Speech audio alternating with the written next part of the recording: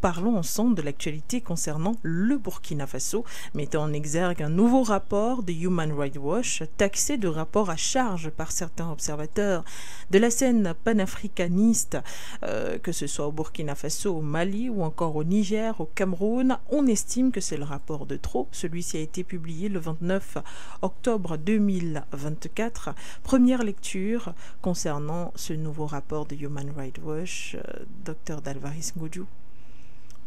En réalité, pour avoir une première lecture, c'est très important de nous rappeler la maxime qui dit que la main qui donne, c'est elle qui commande, c'est elle qui guide, c'est elle qui dirige.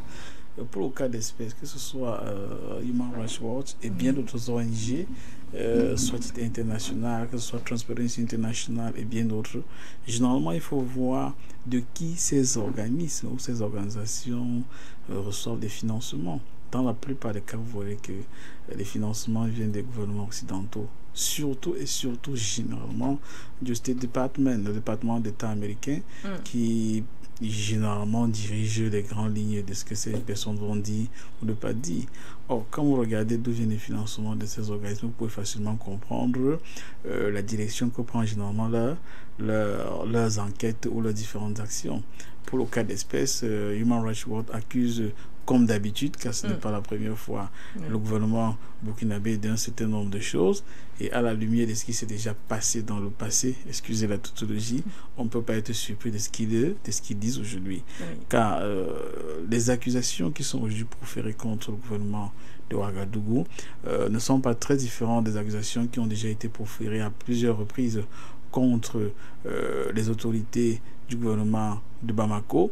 Et très curieusement, on a comme impression que rien ne s'est jamais passé à Abidjan depuis un certain nombre d'années. N'oublions pas qu'il y a de cela à peine quelques semaines, la Cour pénale internationale a envisagé de fermer son bureau à Abidjan.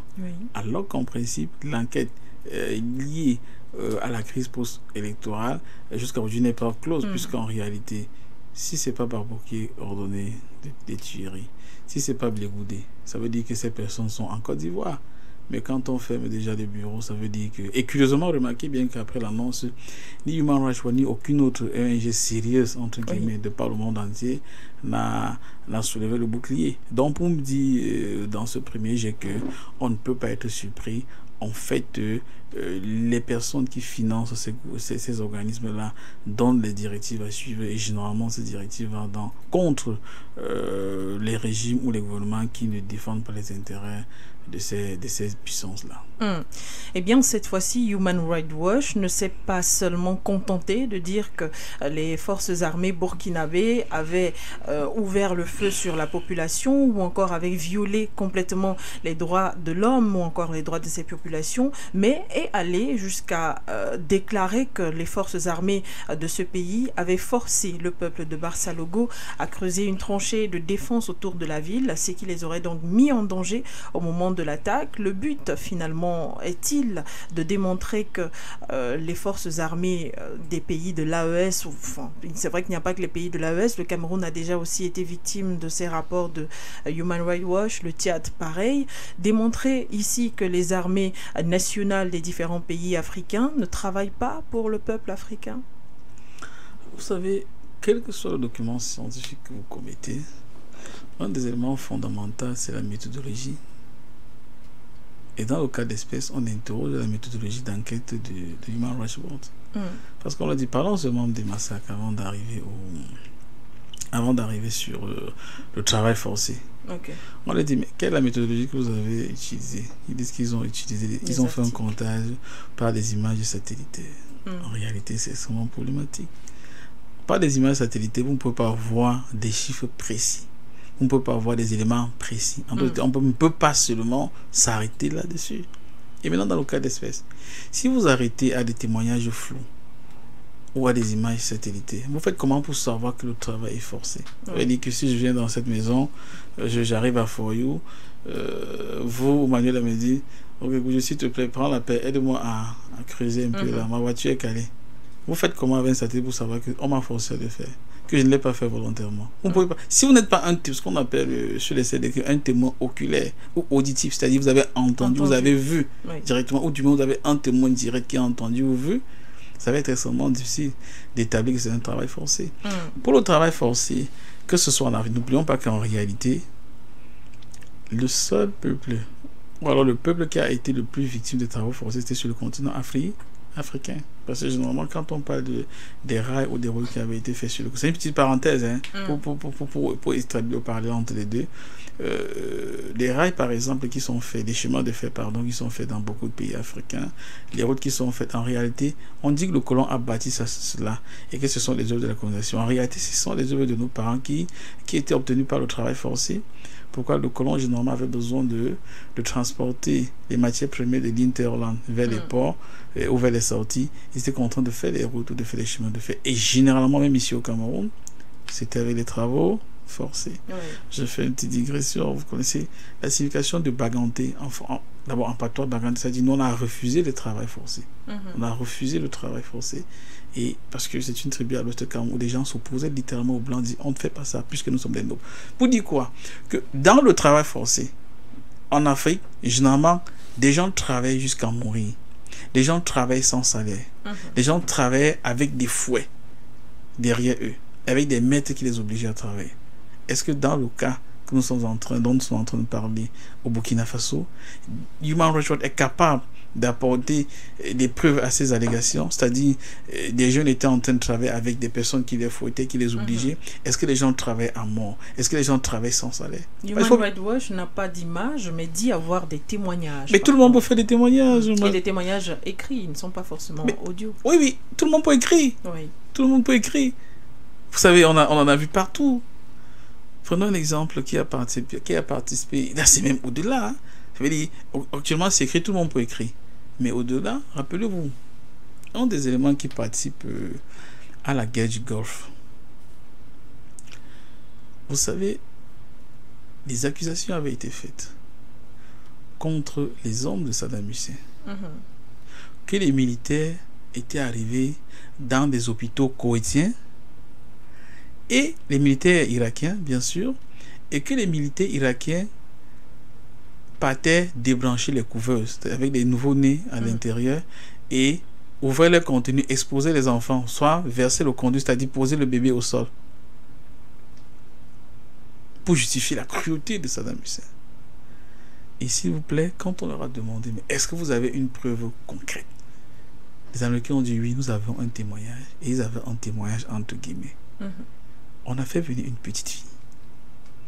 Elle est arrivée à l'Assemblée générale des Nations Unies.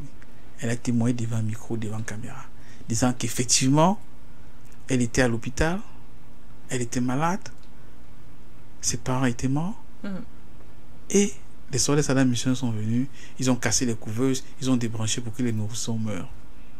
C'est le témoignage qui a déclenché l'émotion à travers les 4 coins de la planète et qui a justifié la guerre du Golfe 1. C'est-à-dire qu'il fallait à tout prix punir Saddam Hussein parce que Saddam Hussein était en train d'envahir le Koweït. Saddam Hussein était quelqu'un de cruel qui a envoyé ses hommes casser les couveuses dans des hôpitaux, etc. etc. L'élément a été étudié. Je vais dire, nous sommes ici au niveau d'un témoignage oculaire et auditif, c'est-à-dire quelqu'un qui vous dit qu'elle a vu et qu'elle a entendu. En plus, c'est un enfant, sur les enfants, c'est que les enfants ne mentent pas, en principe. En principe, effectivement. Juste qu'après, quand la guerre a continué, au cœur de la guerre, les enquêtes démontrent qu'en réalité, la petite fille qui était en train de s'exprimer, c'était la fille de l'ambassadeur du Koweït aux États-Unis. C'est-à-dire, elle vivait à New York, son père n'est jamais mort, elle n'a jamais été sur le théâtre des opérations, mais elle avait été instrumentalisée pour atteindre un objectif. Donc, c'est pour revenir, quand vous dites même que Human Rights Watch a un témoignage écrit. Vous dites que c'est les gars qui partent jusqu'au témoignage fabriqué, oraux, auditif. Le dernier cas en date, c'est tout récemment les massacres qu'on a voulu importer aux forces armées de la Fédération de Russie au début de l'opération militaire spéciale. On a dit qu'à Boutcha, il y avait un massacre, il y avait un génocide. Les soldats russes avaient massacré les gens et curieusement, il y avait des corps. C'est après qu'ils savaient qu'en réalité, quand les Russes sont arrivés dans la ville, il n'y avait pas cela. Quand ils quittaient la ville, il n'y a pas cela. Les soldats ukrainiens ont pris des gens qu'ils avaient eux-mêmes tués, certains prisonniers qu'ils avaient eux-mêmes tués, certains éléments de leur rang qui voulaient déserter, qu'ils avaient tués. Ils avaient exposé, ils avaient filmé eux-mêmes. Pour dire qu'au-delà même du témoignage écrit qui peut être faux, Ce même camp est allé jusqu'à fabriquer les témoignages avec des preuves qui peuvent s'avérer. Je n'ai pas besoin de revenir sur la guerre en Syrie, il y a quelques années, où on a pris des acteurs, parfois même c'était malade, à qui on a fait inhaler le gaz sarin pour accuser les forces de Bachar al-Assad d'en être responsables. Ce qui aurait participé à de tout le programme des armes chimiques de Bachar al-Assad, de l'armée syrienne. Je veux dire, si les gens sont capables de prendre une fillette, de l'instrumentaliser pour accuser un gouvernement et justifier une attaque militaire, si les gens sont capables d'aller retirer les corps dans les morgues, de verser à Boutcha comme dans l'est de la Russie et de justifier dans l'est de l'Ukraine et de justifier pour utiliser cela pour faire des pressions sur la Russie, si les gens sont capables d'utiliser le vrai gaz sarin, d'intoxiquer un peuple innocent juste pour avoir des images, pour accuser le gouvernement de la République arabe syrienne pour atteindre ses objectifs. Combien de fois écrit 2 phrases? Tout le monde peut le faire, vous pouvez le faire. Donc c'est pour dire que très sincèrement, je n'ai pas le foi dans ce qu'ils disent qu'ils ont des témoignages écrits. Donc en réalité, vous êtes en difficulté, vous êtes traumatisé. Oui. Mais quand vous avez la force de prendre le stylo pour parler, vous de passe. Enfin, justement, selon eux, c'est que les témoins n'ont pas voulu s'exprimer directement, alors ils ont récupéré ces témoignages et ils ont fait passer dans leur rapport, bien sûr, écrit, afin que nul n'en ignore la situation qui se vit à Barça-Logo. Et vous me permettez justement de rappeler que l'ONG n'est pas sa première tentative en ce qui concerne les rapports accablants contre les forces armées sur le territoire africain. Alors, en janvier 2024, déjà, Human Rights Watch estimait que le Burkina Faso était l'épicentre du conflit de violence dans le Sahel et ne faisait pourtant pas la une des différents médias, ne faisait pas les gros titres, que ce soit à l'international ou en Afrique. Alors, l'ONG décide de se donner pour mission de salir l'image, bon ça c'est peut-être avec les propos africains, mais de donner des preuves que le Burkina Faso est réellement l'épicentre du conflit de violence dans le Sahel et ainsi mène des enquêtes sur le territoire. Par contre, personne ne voit jamais ces membres de Human Rights Watch et eux-mêmes affirment travailler en étroite collaboration avec les médias comme Radio France Internationale et autres, des médias occidentaux en tout cas, et se baser sur des articles qui sont écrits par ces différents médias. Pour revenir à là où j'allais, Dr Ngoudjou, en janvier 2024, Human Rights Watch décide d'interpeller la communauté dite internationale sur la situation dans le Sahel et invite les partenaires internationaux à se saisir de la situation dans le Sahel. Alors voilà le véritable objectif dévoilé finalement de Human Rights Watch dans ses agissements sur le territoire sahélien en Afrique. Ça nous rappelle, vous savez, au début de l'émission, je voulais parler de la méthodologie. Ça se fait partout. Ça nous rappelle une méthodologie qui est extrêmement implémentée. Vous avez probablement entendu parler de l'OSDH dans la crise syrienne, Organisation syrienne de défense des droits de l'homme, qui est en réalité aujourd'hui, selon toutes les exactions entre guillemets, tous les meurtres, tout ce qui a été fait par entre guillemets le gouvernement syrien contre son propre peuple en Syrie, c'est l'OSDH qui donne ces chiffres-là, qui fait ces rapports. Vous savez où se trouve le responsable de l'OSDH? Il vit à Londres. C'est un Syrien qui est expatrié en Angleterre depuis. C'est un vendeur de tissus. C'est-à-dire il vend ses tissus dans sa boutique. Mais quand même le soir, il fait un rapport pour dire qu'il y a tel. On lui dit, mais tu fais comment pour avoir ces rapports? Il dit que non, il y a les gens dans les villages qui l'appellent. Mais c'est pas sérieux. Je dis, vous pouvez aller pour dire que vous ne pouvez pas être... Il n'y a aucune vérification. Exact. Okay. Lui-même n'est pas sur le terrain. Lui-même, ça fait des années, il n'a même pied à Syrie. En réalité, il fait son petit commerce à Londres, vendeur de tissus de l'Orient. Oui. Mais curieusement, comme il veut justifier les fonds qu'il reçoit probablement les gouvernements occidentaux, il est content d'inventer les rapports qui vont dans le sens des occidentaux. Donc, vous vous dites que quand l'organisme se dit que, on vous dit, mais vous travaillez comment sans être sur le terrain? Ils ne peuvent pas le dire. Il dit qu'il s'appuie sur des journalistes. Ok, les journalistes, où sont les témoignages? Puisque même dans les témoignages, quand vous dites déjà que non, vous avez plutôt les témoignages indirects. Rien que le fait du caractère indirect du témoignage peut édulcorer le témoignage. Ça, c'est dingue. Pire, même si vous voulez anonymer, ça se fait partout. On peut prendre des témoignages anonymes, c'est même devant caméra, on peut cacher, on peut d'abord transformer la voix, on peut cacher la figure, etc., etc. Mais à partir de ce moment-là, on peut aussi douter, car on peut prendre n'importe quel conducteur de moto, flouter son visage et dire ce qu'il y a à dire. Justement, c'est pour dire, en fait, les gars, ils ne font même plus l'effort d'essayer du fait du faux. C'est-à-dire, c'est tellement basique. On peut vous attribuer, dans un témoin, on peut vous attribuer n'importe quel témoignage. On dit, ok, c'est Madame Bégoudé qui a dit ceci. Elle n'est même pas au courant, hein. Puisqu'on a fabriqué une histoire. Parfois, on invente même des noms des gens qui sont déjà décédés, etc., etc. Mais comme vous l'avez bien ici dit, Human Rights Watch n'est pas content parce que l'organisme estime qu'il n'y a pas suffisamment de phare ou alors de lumière négative sur le Burkina Faso. Je n'ai pas besoin de revenir sur les derniers rapports sur la situation économique du Burkina Faso, en ce qui concerne seulement la réserve d'or du Burkina Faso, qui était pratiquement à zéro au début de l'arrivée du gouvernement en place, mais qui aujourd'hui a plusieurs tonnes, je crois autour de 12 ou 13 tonnes, ce qui n'existait pas, etc., etc. Je n'ai pas besoin, je suis convaincu que on est en train d'attaquer le Burkina aujourd'hui, ça ne va pas tarder demain sur le cas du Niger. Vous savez ce que le Niger a fait en ce qui concerne l'exportation de l'uranium, etc., etc. Quand vous voyez un industriel ou alors un opérateur économique important, comme Bolloré par exemple, sans publicité, achète des organes de presse, vous pensez que c'est pour faire quoi? C'est pas pour chercher de l'argent, mais c'est pour défendre leurs intérêts. Et quand quelqu'un ou quand un organisme comme Human Rights Watch tout à l'heure dit travaille avec des journalistes comme Radio France Internationale, que ce soit Radio France Internationale, que ce soit France 24 sans publicité, ce sont des organismes qui travaillent directement sur le contrôle duquel on sait pas. Ça fait partie de ce qu'ils appellent le service extérieur de l'audiovisuel français. Ils reçoivent des financements du ministère français des Affaires étrangères. Donc, si un pays comme le Burkina a arrêté des agents de la DGSE française qui se laissaient passer pour des informaticiens, dont je crois, si je me trompe, certains sont toujours en prison aujourd'hui. Regarde. S'il y a de cela à peine, je crois, entre 2 ou 3 jours, les autorités du Niger ont arrêté certains agents qui étaient en train d'entrer dans le pays, se faisaient passer pour autre chose, et tous les agents de la DGSE française.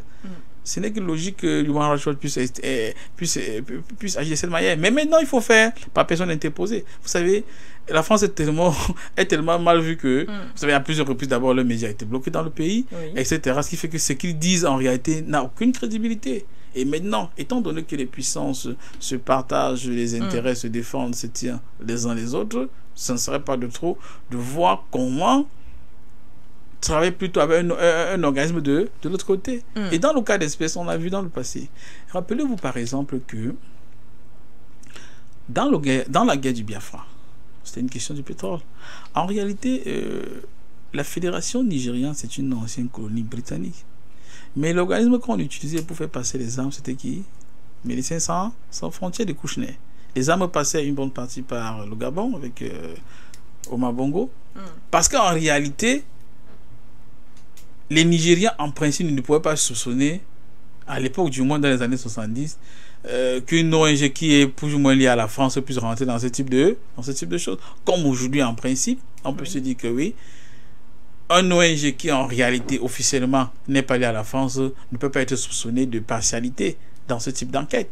Donc, pour moi, je pense pas que cela coule pratiquement au nez que cette enquête est diligentée. Et quand on essaie même d'enlever juste un tout petit peu la poussière, quand les gars travaillent avec des journalistes occidentaux, en l'occurrence français, on ne peut pas être surpris de voir ce qu'ils sont en train de faire. Merci Delvaris Ngoudjou pour cette lecture.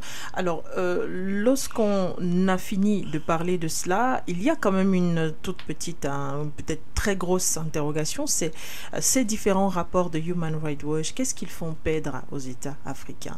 Les États du Sahel, par exemple, le Burkina Faso, le Mali, le Niger, le Tchad ou d'autres encore qui sont la plupart du temps visés par ces rapports concernant les violations des droits de l'homme. Je vous parlais tout à l'heure de cette déclaration d'une des responsables de Human Rights Watch qui estimait que le Burkina Faso, étant l'épicentre du conflit, devrait être à la une des gros titres. Justement, c'est dans le but de ternir l'image qu'est-ce que ces mauvais rapports font perdre aux pays africains sur le plan économique? Pardon. Premièrement, il faut savoir que pratiquement tous les États dans le monde entier sont notés.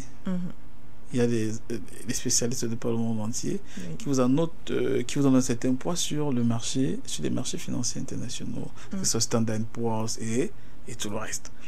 Et quand on estime que dans votre pays, il y a de l'insécurité, il y a de la guerre, vous violez les droits de l'homme, etc., etc., etc., cela participe à ternir votre image.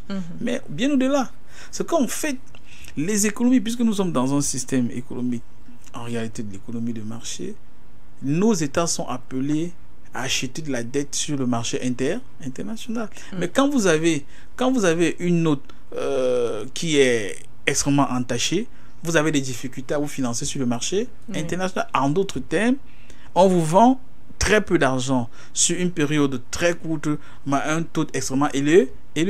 Puisque quand vous êtes dans un pays ou quand vous êtes un gouvernement où on estime qu'il y a une forme d'insécurité parce que vous faites travailler des enfants, parce que je sais pas quoi, c'est l'épicentre du terrorisme, très peu de barreaux de fonds internationaux peuvent facilement vous faire confiance. Ou du moins pour ceux qui vous font confiance, vous dites en fait je peux vous faire confiance sur le court terme. Je ne peux pas te prêter mon argent sur 5 ans, sur 10 ans. Parce qu'en réalité, chez toi, il y a des menaces. Et quand quelqu'un vous prête son argent sur du court terme, on ne peut pas faire quelque chose de sérieux avec. Or, les nations comme le Burkina et d'autres nations sur le continent africain ont besoin des investissements stratégiques. Or, pour faire les investissements stratégiques, c'est les crédits qui sont sur le long terme. En d'autres termes, le fait que vous ayez une mauvaise notation sur le marché international ne vous facilite pas déjà le financement de votre économie. Maintenant, vous peut-être vous poser la question de savoir, mais est-ce que les bailleurs de fonds sont contents d'écouter? Oui, certains bailleurs de fonds n'ont pas cette conscience-là. Certains bailleurs de fonds croient ce que Human Rights Watch et tout le reste disent comme parole d'évangile. Ça veut dire, ils se disent qu'effectivement, si les gars l'ont dit, c'est que c'est du sérieux.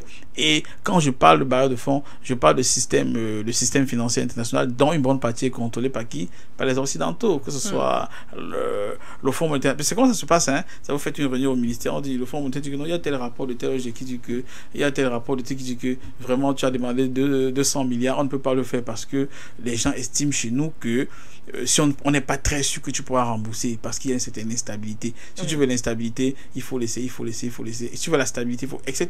Donc il y a un impact d'abord négatif pour pouvoir acheter de l'argent sur le marché international. Mais maintenant, à côté de cela, il y a ce que cela a un impact direct sur ce qu'on appelle les investissements directs étrangers, les IDE, puisque c'est extrêmement... Dans la zone du Sahel, par exemple, qui est très riche, vous savez, géographiquement, géologiquement, il établit qu'une bonne partie du désert, c'est un océan. Ça veut dire que c'est extrêmement riche. Vous savez, la plus grande, je crois, ce serait une des causes des grandes guerres dans le futur, c'est de l'eau potable, de l'eau douce. Or, la plus grande réserve, l'une des plus grandes réserves d'eau au monde se trouve dans le désert, sous le désert du Sahara, en dehors de la Fédération de Russie, sous les glaçons.